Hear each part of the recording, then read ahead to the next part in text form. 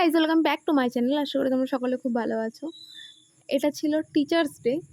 মানে একটা সময় ছিল যখন আমরা স্টুডেন্ট ছিলাম, এখনও আছি, কিন্তু আগের মতো সেই ব্যাপারগুলো আর নেই। আগে যেরকম সবাই মিলে চাঁদা তুলে একটা গিফট নিতাম, স্যারের জন্য সারপ্রাইজ দেওয়ার জন্য কিছু করতাম, এখন আমার স্টুডেন্টগুলো আমার জন্য করে। হ্যাঁ, ভীষণ ভালো লাগে। আর সেই দিনটা আমার যতটা খুশি হই না, তার থেকে বেশি এক্সাইটমেন্ট ওদের থাকে। সারাটা দিন ওরা কী করবে না করবে।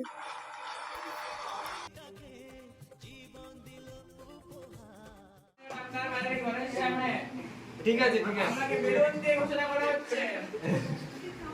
রিয়া ম্যাম আপনি যেখানে থাকবেন ক্লাবে চলে আসুন। আরে স্পষ্ট করে এরা ফোন ঘাটাঘাটি করতে ব্যস্ত আছে, এরাও সব ফোন ঘাটাঘাটি করতে ব্যস্ত আছে। এই তো ম্যাম সারপ্রাইজ। এই দুটো পরে ঠিক যখন আমি ভেবেছিলাম যে না আর কন্টিনিউ করতে পারবো না, অ্যাকচুয়ালি আমাকে সুন্দরবন থেকে আসতে হতো ওদেরকে পড়ানোর জন্য। আমার জন্য সেটা খুবই কষ্টের হতো, কিন্তু ওরা আমাকে কিছুতেই এটা করতে দেয়নি যে আমি আর ছেড়ে দেবো এটা। তাই জন্য ওরা বলতো না ম্যাম আমরা কোথাও পড়বো না, আপনাকে আসতে হবে। তো ওদের জন্যই আমার আশা।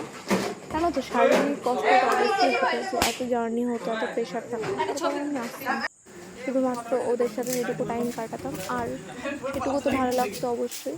আর ওরা তো এখন আমার লাইফের একটা পার্ট। সেইটুকুই বলবো, তোরা খুব ভালো থাক, সুস্থ থাক, জীবনে অনেক বড় হোক।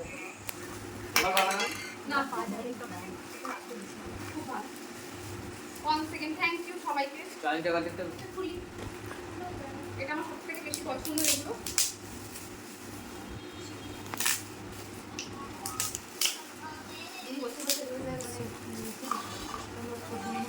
এটা দেখেনি বেলটা কোথায় পুরো থাকলে কাটতে গিয়ে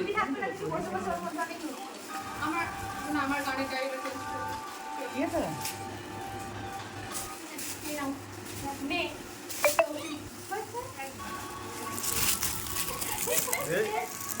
একবার